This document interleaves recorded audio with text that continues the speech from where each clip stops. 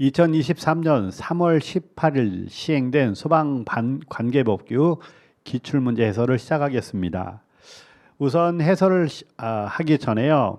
문제에 대한 평가를 내린다는 난이도가 상당히 높아졌다. 그 근본적인 원리를 어디서 찾을 수 있을까요? 위험물안전관리법 시행규칙의 깊숙한 부분까지도 전부 다 출제를 했다. 일반적으로 출제하지 않는 부분에 시행규칙에서 다수의 문제가 출제가 됐습니다.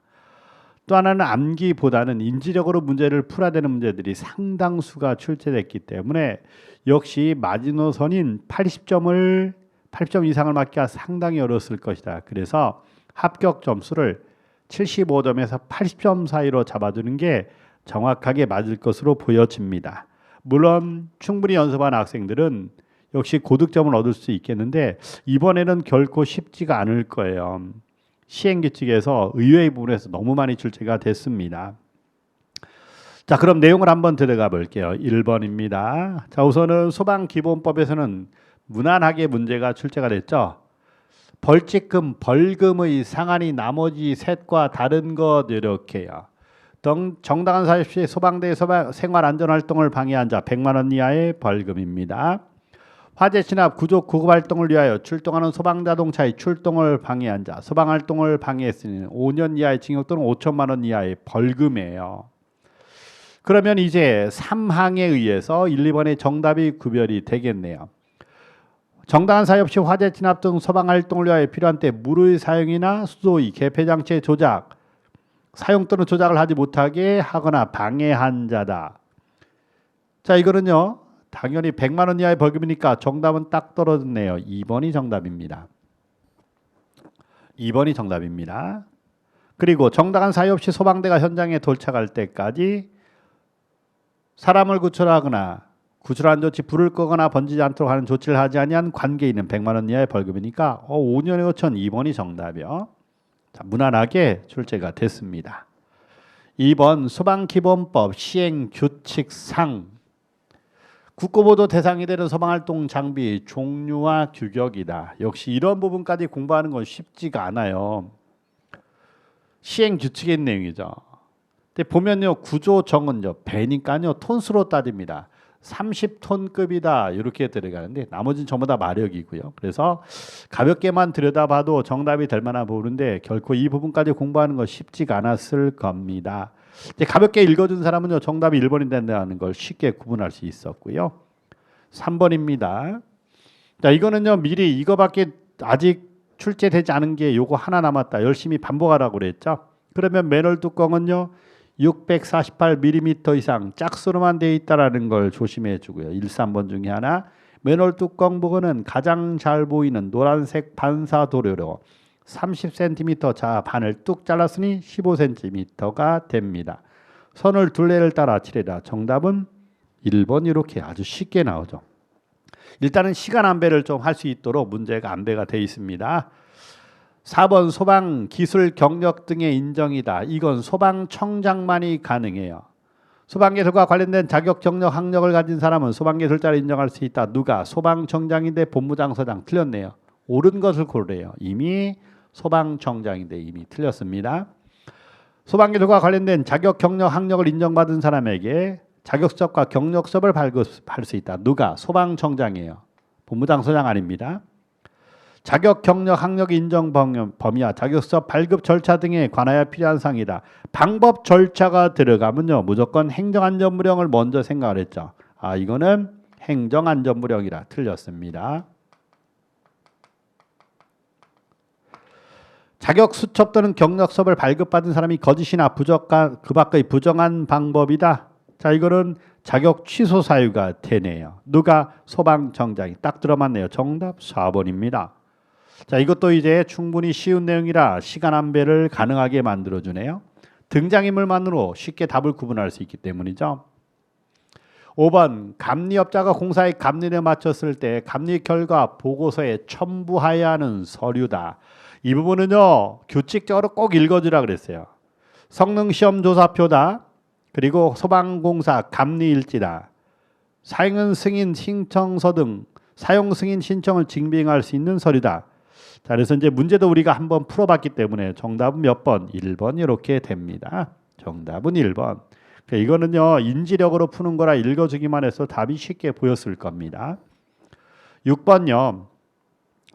소방시설 공사법 시행령상 상주공사 감지사항 이건 또 나왔네요. 기출문제에서 여러 번 출제가 됐습니다. 연면적은 3만 제곱미터 이상이고요. 아파트는 지하층을 포함한 층수가 16층 이상인 500세대 이상인 아파트예요. 그러니까 3만 제곱미터 이상의 16층 이상의 500세대 이상 지하층 포함이라는 거 우리가 늘 강조했던 거죠. 이건 이미 기출된 문제라 정답 2번이라 실수할 이유가 전혀 없습니다. 7번 분리의 도급이다. 자, 이런 것들은 외우는 게 아니고 읽어주고 가볍게 넘어가라 그랬어요. 그러면 분리도급의 예외에 해당, 분리도급의 예외에 해당하는 거 읽어주라 그랬죠. 긴급하게 착공해야 하는 공사, 재난 발생 들어갑니다. 그리고 기밀 유지 들어가요.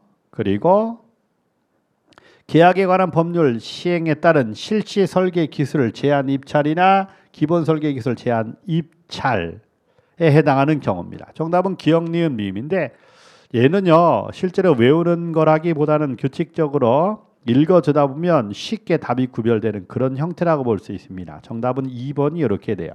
이런 것까지 실제로 이제 전무하기가 좀 어렵습니다. 그래서 이 부분도 조금 우리가 문제 풀기 어렵다라고 해서 일단 난이도를 조금 높다라고 이렇게 볼 수 있는 걸 한번 체크를 해볼게요. 의외에 불어낸 거 7번 문제라고 이렇게 볼 수 있습니다. 7번 문제 하나를 이렇게 잡아볼게요.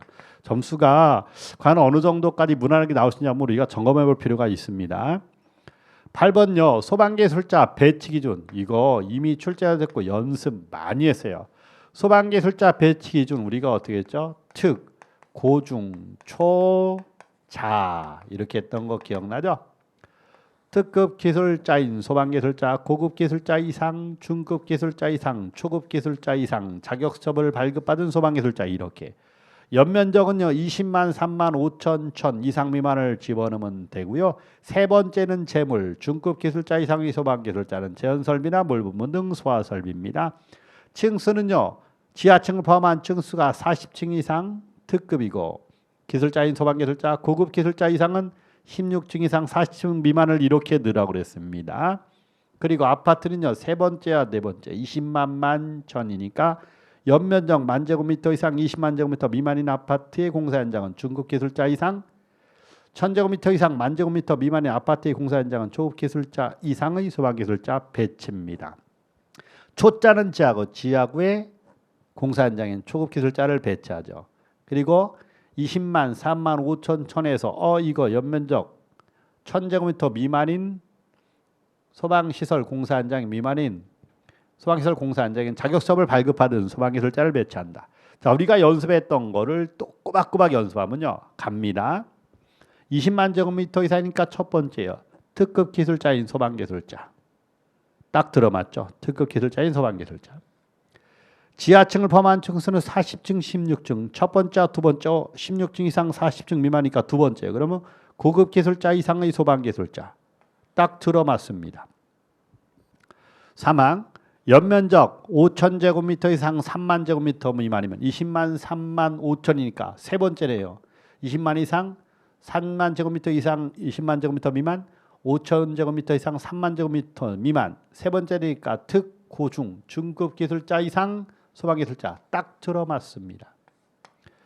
재물, 제헌설비나 물, 분무 등 소할 설비는 세 번째니까 특, 고중, 중급 기술자 이상. 초급 기술자 틀렸다. 중급 기술자 이상의 소방기술자를 배치한다. 이렇게 외워라 그랬죠. 바로 나오네요. 정답은 4번입니다. 9번 화재 예방 및 안전관리에 관한 법률상 건설 현장 소방 안전관리 대상물이다. 자, 이 부분은 이제 특급 1급, 2급에서 이 부분은 나올 수 있다. 열심히 연습해 주라 그랬어요. 그러면 건설 현장 소방 안전관리 대상물의 소방 안전관리자의 업무는 소방계획서 건설 현장입니다. 자위 소방대는 들어가지 않고 초기 대응체계의 구성 운영 교육이 들어갑니다. 초기 대응체계 구성 운영 교육. 근무자 및 거주자가 아니고 작업 건설 현장 작업자에 대한 소방 안전 교육 훈련인데 제외 이미 틀렸네요. 정답은 4번 바로 나와요. 화기 취급의 감독, 화재 위험 작업 허가 및 관리, 공사 진행 단계별 피난안전구역, 피난로 등의 확보와 관리. 기본 암기로 연습했던 거 그대로 출제가 됐고 끝까지 연습을 했기 때문에 이거 정답 4번 바로 나올 수 있어요. 10번입니다. 화재 예방 및 안전관리에 관한 법률 시행령상 특수가해물 저장 지급 기준의 표지 크기는 무조건 동일하다고 했습니다. 게시판이요.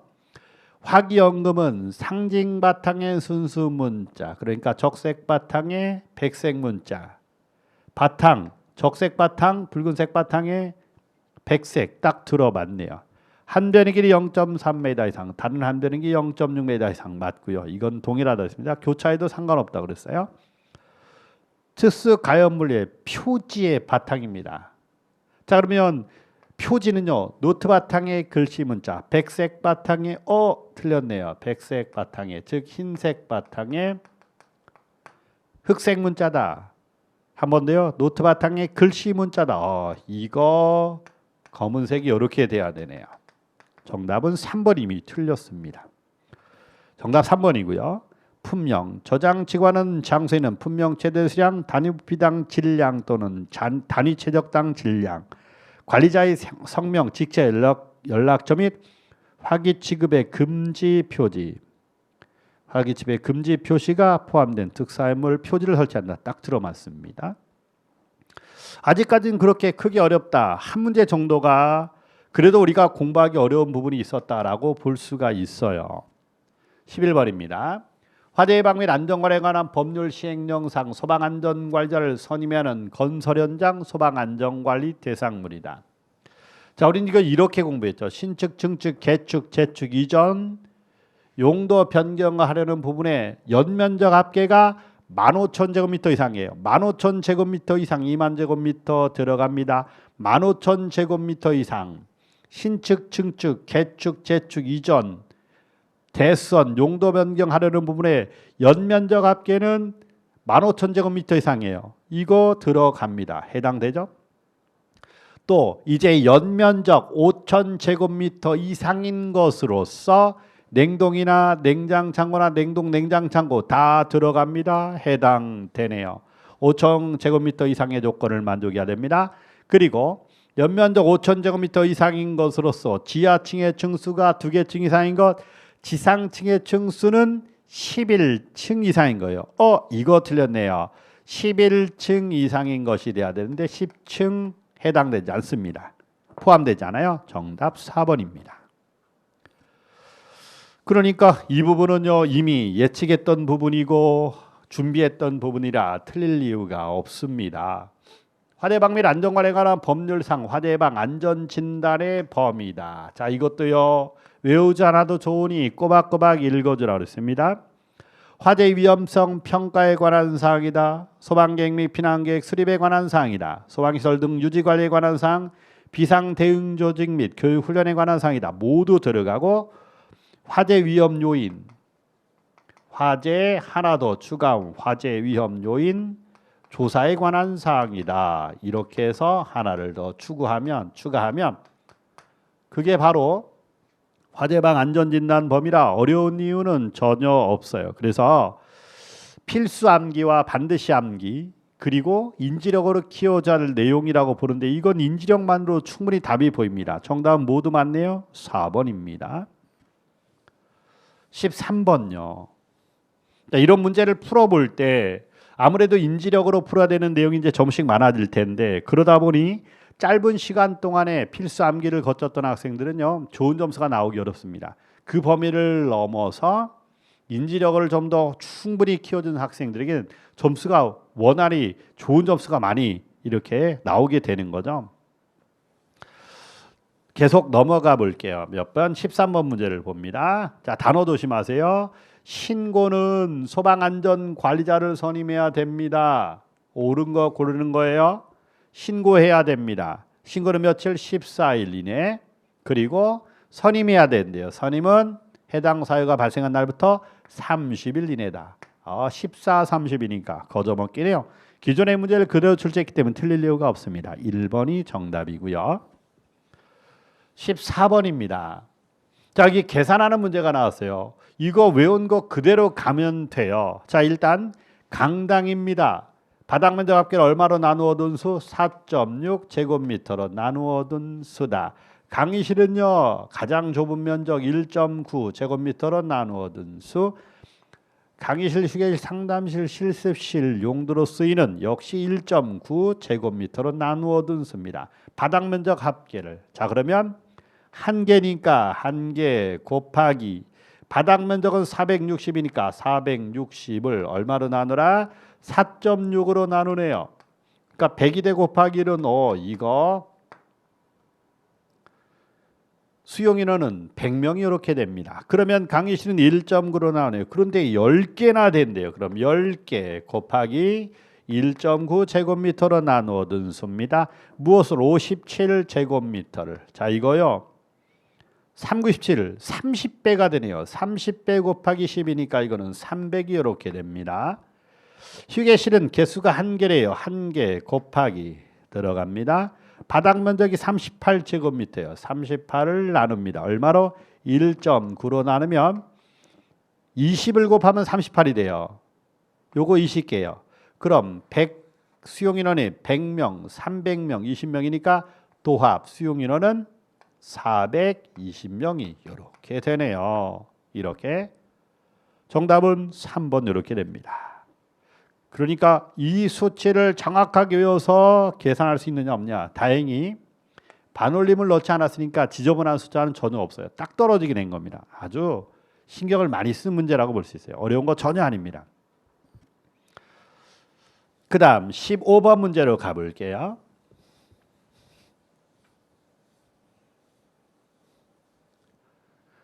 소방시설 설치 및 관리에 관한 법률 시행령상 스프링클러 설비다. 이제 중심이 되는 내용을 다 빼고 그 외의 부분으로 문제를 출제를 했습니다. 이거 쉬운 내용 아니에요. 이 정도까지 연습하려면요, 마르고 닳도록 하지 않으면 답이 보이잖아요. 15번 문제도 난이도가 상당히 높은 걸로 집어넣을게요. 이미 외워져야 되는 건 확실히 알고 있는데 광범위하게 외워져야 되기 때문에 어렵습니다. 자, 여기 보면요, 수련시설과 요 교육연구시설 내에 있는 합숙소입니다. 합숙소는 들어가지 않고요, 기숙사만 들어가요. 기숙사로서 연면적 5,000제곱미터 이상인 것. 합숙소는 해당되지 않습니다. 기숙사로서 연면적 5,000제곱미터 이상인 것이니까 5,000제곱미터가 들어갑니다. 그러니까 기역은 되고 니은은 되지 않는다. 그러면 니은 들어가면 틀리게 되고요, 기역은 반드시 들어가야 됩니다. 기역이 안 들어가면 틀려요. 정답 뭐다? 기역, 리을 끝났습니다. 이거 하나만은 이미 끝났어요.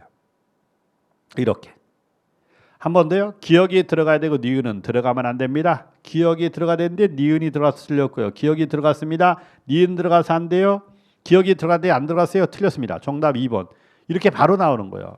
큰 의미 두지 않고 이 정도로 마무리 짓고 넘어갈게요. 또 하나는 숙박시설로 사용되는 부분에 바닥 면적 합계가 얼마? 이건 미리 외워놨죠.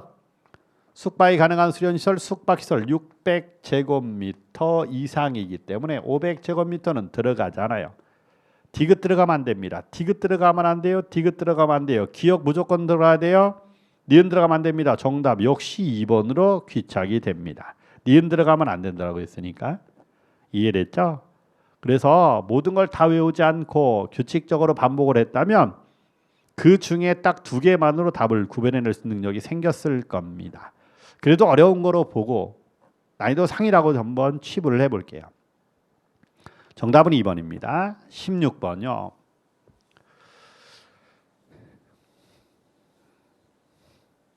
건축허가 등의 동의 대상물이다. 하하, 건축허가 등의 동의 대상물의 범위를 옳지 않은 것이네요. 틀린 걸 고르랍니다. 연면적 400제곱미터 이상인데 학교 노유자 정신이다. 학교는 100제곱미터 이상, 노유자 200제곱미터 이상. 노유자 시설 및 수련시설 200제곱미터 이상인데 여기 틀렸네요. 볼 것도 없네요. 기본 개념으로 냈습니다. 옳지 않은 거 정답 1번이에요. 학교 100제곱미터 이상입니다. 지하층, 무창층 150의 공연장 100제곱미터 이상. 차고 주차장 200제곱미터 이상. 딱 들어맞죠? 이건 거저먹기네요. 정답 1번입니다. 17번 소방시설 설치 및 관리에 관한 법률상 중앙소방기술심의위원회다. 중앙위원회와 지방위원회 심의사항에서 자, 어떻게 외우라고 그랬냐면 중앙위원회는요.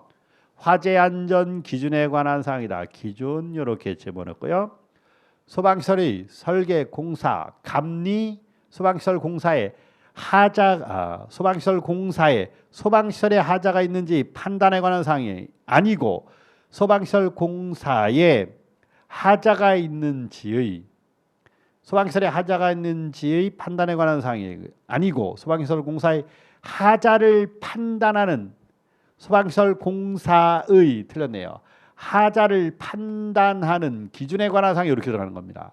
이미 이건 소방시설에 하자가 있는지 판단에 관한 사항은 지방위원회의 심의사항이라 이건 그냥 쉽게 2번 바로 나오네요. 소방시설 설계 공사 감리 방법에 관한 사항, 소방시설의 구조 및 원리 등에서 공법이 특수한 설계 및 시공에 관한 사항이다. 읽어주기만 해도 그냥 구별이 되는 거네요. 정답은 2번입니다. 18번 전문 소방시설 관리업의 보조 기술 인력. 자, 이거 꼭 읽어주고 가랬어요.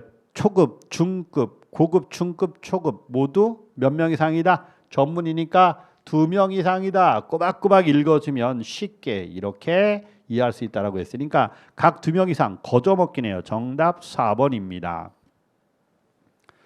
19번 소방시설 설치 및 관리에 관한 법률 시행규칙상 행정처분 시 감경사유다.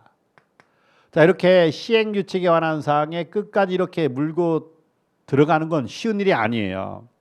한번 읽어볼게요. 경미한 위반 사항이니까 감경사유, 경미한 위반 사항이니까 감경사유.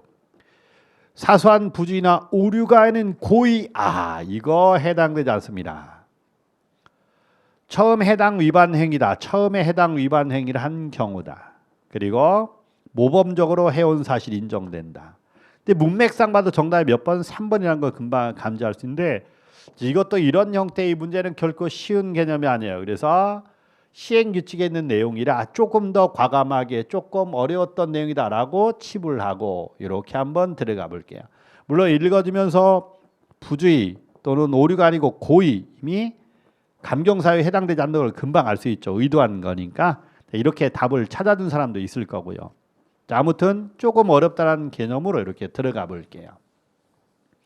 20번 역시 시행규칙입니다. 위험물 안전관리법은 시행규칙이 조금 어렵게 나왔는데 이건 우리가 그래도 쉽게 알 수 있는 거예요. 저장 취급 기준이에요. 저장 취급 기준이다. 인류 위험물은요. 화기, 충격 주의에 그리고 분류를 해줘야 돼요. 무기, 과산화물, 알칼리 금속의 과산화물은 물기염금, 화기, 이건 가연성 고체니까 화기, 충격주의, 가연물 접촉주의가 이렇게 들어가요. 자, 그러니까 물과의 접촉을 피해야 한다. 알칼리 금속, 과산화물 딱 들어맞습니다. 고체니까 화기, 충격주의, 가연물과의 접촉, 혼합이나 분해를 촉진하는 물품과의 접근 또는 과열, 충격, 마찰 등을 피한다. 이걸 줄여서 화기, 충격주의라고도 표현합니다. 가열, 마찰, 충격을 이렇게 화기, 충격이라고도 표현해요. 딱 들어맞습니다. 옳은 것을 고르는 거니까 이미 1번이 정답이 나왔고요. 2번 제1위 위험물 중 자연 발화성 물질은 3류 위험물이에요. 1위 위험물이 아닙니다. 이미 틀렸어요. 3번 제3류 위험물은 산화제와의 접촉 혼합이나 불티, 불꽃, 고온차와의 접근 또는 과열을 피하는 한편 철분, 금속분, 마그네슘 1위 위험물이라 이미 틀렸습니다. 4류 위험물은 가연물과의 접촉 혼합이나 분해를 촉진하는 물품과의 접근 또는 과열을 피한다. 분해 촉진 물품, 분해, 이건 5류 위험물을 얘기해요. 4류 위험물이 아닙니다. 정답은 1번이 정답입니다. 21번 위험물 안전관리법 시행령상 관계인이 예방규정을 정의하는 제조소 등이다. 자, 이제 전부 다 계산한 문제로 넘어갔지만 이런 때는 당황하지 않고 알고 있는 지식을 그대로 갖다가 비교만 해주세요. 이렇게 법규에서 계산하는 문제는 올해 처음으로 등장한 겁니다. 법규에서 계산하는 문제는 올해 처음 등장한 거예요. 당황하지 마세요. 알고 있는 거 넣으세요. 그러면 예방규정을 봅니다. 제조소는요. 관계인이 예방규정을 정의한 제조소는 지정수량이 10배 이상입니다. 5개 저장소 100배 이상이에요. 옥내 저장소 150배 이상입니다. 그리고 5개 탱크 저장소 200배 이상이에요. 그럼 지정수량을 알아야 되네요. 여기에 알코올, 유황, 질산, 에스테르류, 경유 갑니다. 알코올은 제1석유류 200, 비수 순서대 200, 400g으로 알코올 400리터. 유황은요, 황화린 유황 정리는 100kg. 지정수량이 질산 에스테르류, 유기과산화물과 질산 에스테르류, 오류위험물 가장 적은 10kg. 휘발유, 등유, 경유, 휘발유가 비수 200, 400, 그러므로 알코올 400, 제2석유는 1000, 2000이에요. 비수용성이니까 이거 1000리터가 지정수량입니다. 자, 이제 곱해보세요. 10배 이상 4000리터 이상이니까 이거 예방규정을 정해야 됩니다. 맞아요. 맞습니다. 100kg에 100배니까 100 곱하기 100은 10,000kg 이상 3만 kg, 10,000kg 이상이니까 관계 예방규정을 정해야 합니다. 옥내 저장소는 150배 이상이에요. 10kg에 150배 이상은 1500kg이에요. 2500kg은 1500kg 이상이니까 관계 예방규정을 정해야 합니다. 경유는요, 1000리터에 200배니까 곱하면요 20만 리터입니다. 20만 리터 이상이 돼야 되는데 15만 리터는 얘는 해당되지 않네요. 정답 몇 번이다? 4번 이렇게 됩니다. 그냥 외웠던 거 그대로 갖다 수치만 들어가면 되는 거니까 정답 4번 이렇게 돼요. 자, 이제 우리가 이제 알아야 돼요. 법규는 이제 계산 문제가 출제된다. 소수점까지도 우리가 따져볼 필요가 있다라는 걸 잊지 마세요. 자, 어려운 거 전혀 아니네요. 22번입니다. 위험물 안전관리법 시행령상 지정수량 이상의 위험물을 5개 저장소에 저장할 수 있는 것으로 옳지 않은 것은, 이런 문제는요 실질적으로는 조금 다루기가 어렵습니다. 물론 가볍게 읽어줘도 인지력으로 풀 수는 있겠는데 이 정도까지는 좀 어려울 거라고 보여져요. 그래서 이것도 난이도가 있는 문제다라고 치부를 할 수 있습니다. 인류위험물 중 염소산염류를 뺀 나머지 일유위험물의 유황, 사료위험물의 알코올류, 육류위험물 모두 해당이 됩니다. 5개 저장소에 저장할 수 있는 거 이류, 삼류, 사료는 맞지만 인류위험물은 들어있잖아요. 그래서 옳지 않은 것 정답은 1번. 자, 이거 어려운 문제예요. 그래서 어렵다고 한 거니까 우리 확실히 인지하고 넘어갈게요. 23번 위험물 안전관리법 시행규칙상 제조소의 위치구조 설비 기준에 근거하여 위험물의 최대 수량이 지정수량의 자 이렇게 했죠. 보유공지. 보유공지네요. 그러면 10배 이하와 10배 초과. 10배 이하는 3m 이상, 10배 초과는 5m 이상이다. 20배니까 10배 초과에 들어가서 정답은 5m 이상이다. 정답은 4번 이렇게 됩니다. 아이고야, 이거 정답 잘못됐어요. 정답 4번입니다. 3번 아니에요. 4번이 정답입니다. 자, 미안합니다. 24번 화학 소방자동차의 갖추어야 하는 소화 능력 또는 설비의 기준이다. 이제 남은 거 이거 하나밖에 없기 때문에 개론에서 출제되느냐 법규에서 출제되느냐의 문제일 뿐이다. 이거 하나밖에 없으니 잘 외워라 했던 거 기억나죠? 그리고 또 하나 순서를 지켜라. 어떻게 순서를 잡아줬죠? 포수용에 이미 오래전에 시도 단위로 출제가 됐다고 했습니다. 이산화탄소 이 순서를 꼭 지키라 그랬어요. 이산화탄소, 분말, 할로겐 화합물 방사차 이렇게 할로겐 화합물 방사차 이렇게 순서를 잡아줬고 제독차라고 이렇게 해줬습니다. 포수용액 방사차 방사 능력과 비치량을 이렇게 외워주라 그랬어요. 방사 능력은요 매 분 2000리터 이상이라고 했고 비치량은 10만 리터 이상입니다. 이산화탄소는요 매초 40kg 이상이 돼야 되고 비치량은 3000kg 이상이 됩니다. 분말은 직진성이 강해서 방사 능력은 조금 낮죠. 매초 이렇게 35kg 이상이라고 이렇게 꼬박꼬박 외워주라 그랬고요. 비치량은 이제 수치가 점점 줄어든다 그랬어요. 1400kg 이상이 이렇게 됩니다. 할로겐 화합물 방사차는 액화시키기 때문에 이산화탄소 똑같은 방사 압력 40kg, 매초 40kg 이상의 비치량은요 1000kg 이상이 돼야 돼요. 제독차는 규조토 및 가성소다를 각각 50kg 이상 비치할 것 이렇게 줬으니까 답이 나오네요. 자 이제 들어가 볼게요. 포수용액 방사차 매분 2000리터 이상인데 매분 1000리터 이상 틀렸습니다. 2000리터 이상이에요. 옳은 걸 고르는 겁니다. 분말 방사차는요. 아니에요. 1000kg 이상이 아니고 비치량은 1400kg 이상이 돼야 됩니다. 할로겐 화합물 방사차는 매초 40kg 이상, 이산화탄소와 동일한 40kg 이상, 그리고 분말이 35kg 이상. 정답 3번이 딱 나왔네요. 이산화탄소 방사차 비치량 얼마라고요? 1000kg이 아니고 3000kg 이상입니다. 역시 기본기를 충분히 다지고 외우니까 그 주변의 문제가 나오고 의외의 부분의 문제들도 이렇게 출제가 된다라고 볼 수 있어요.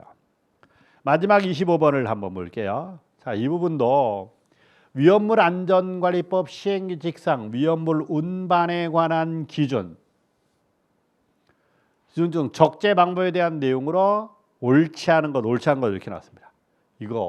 이런 문제는요 솔직히 버려야 됩니다. 여기까지 문제를 접목해서 공부를 한다 쉽지가 않아요. 우리가 한 문제나 두 문제 정도까지는 최대의 어려우면 버릴 생각을 해라. 개인적으로 이런 문제는 그냥 버리고 가도 크게 합격에 영향을 주지 않을 거라고 봐요. 자 봅니다.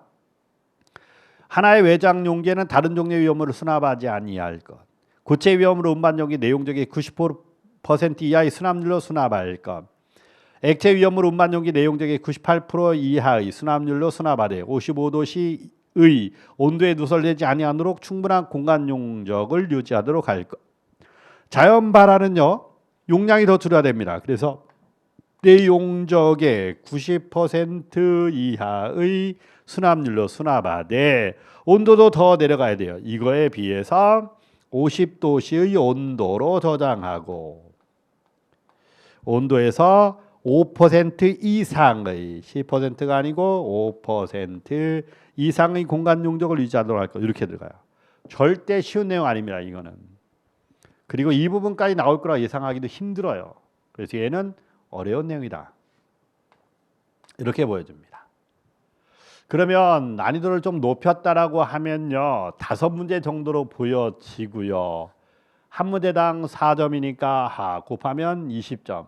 그러니까 이 내용들을 찍은 게 하나도 맞지 않았다라고 하면 80점이 예상할 수 있는 점수라는 걸 알 수 있어요. 충분히 연습하고 반복했던 학생들은 80점까지는 무난하게 나온다라고 보여지는 거고요. 이 중에 5문제입니다. 한 문제를 찍어서 맞춘다 그러면 최소한 4분의 1이니 동일한 번호를 찍어 맞춘다면 80점에서부터 84점 정도의 점수가 나와야 된다 이렇게 보는 거예요. 그러면 개론과 같은 경우는 90점에서 95점 정도 이렇게 봐줍니다. 90점에서 95점 정도 이렇게 봐줘요. 이렇게. 이게 정상적으로 노력하는 사람이 맞을 수 있는 최고 점수와 일반적인 점수입니다. 여기 95점과 이렇게 90점 사이로 보는 거예요. 95점과 90점 사이로 이렇게 보는 거예요. 자 그러면 최저 점수로 따졌을 때 80에 90에 이제 남아있는 게 뭐가 되는 거죠? 행정법이에요. 행정법이 가장 어려웠다고 했으니까 자 이제 내가 행정법은 잘 몰라요. 이제 75점 정도 이렇게 봐주고요.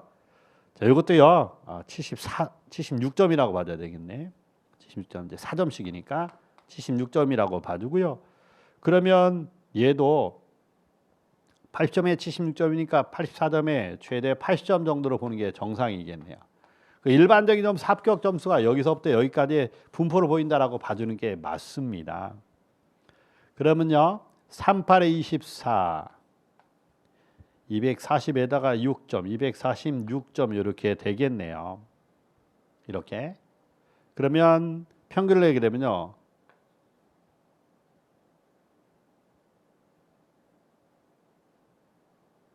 80에 최저 점수는 이제 246에서 이렇게 요거는 38에 24 250에 259 260 정도 259 정도 되겠네요. 259 이렇게 이제 남학생 기준으로 볼 때 일반적으로 열심히 공부한 친구들에 맞을 수 있는 점수가 요 정도 점수라고 이렇게 보여집니다. 자 그래서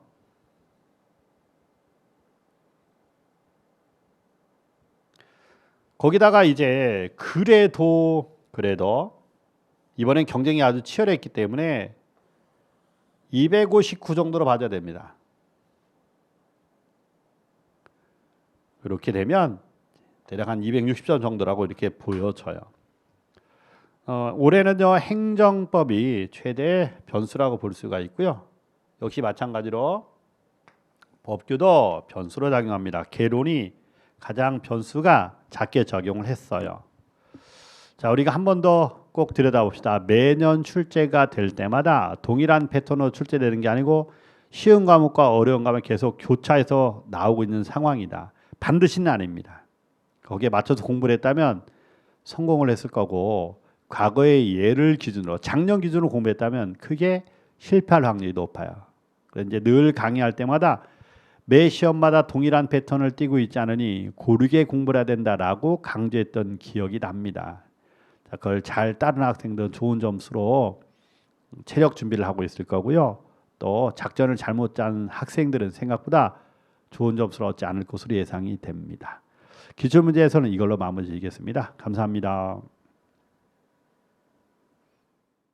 공무원 합격! 에듀윌 합격 패스!